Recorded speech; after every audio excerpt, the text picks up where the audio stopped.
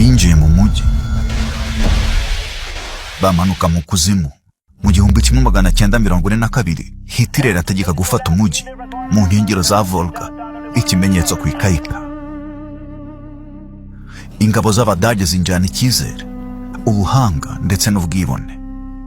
Mu gihe gito begeraga imbere, umuhanda ku wundi, uruganda ku rundi.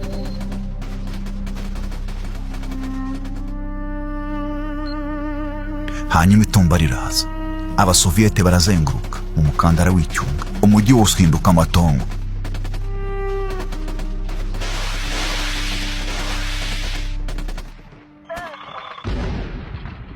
N'iryaguye ry'abasniper, idirishya ryose rihinduka icyago, hose hahinduka imva. Abasirikare bakongera mu myobo, imbunda zose zihinduka urubura, umugati uhinduka zahabu, amazi ahinduka urubura. Diviziyo ya 6 y'Abadage yose ishwa n'inzara.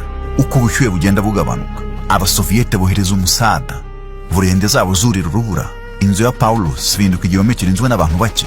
Mu byumweru byinshi hose silence. Hanyuma baritanga. Igisirikare cya mbere muri Europe gitsindwa n'ubukonje ndetse n'ubutwari. Intambara irahinduka, amateka ariyandika. Iyi yari intambara ya Stalingrad.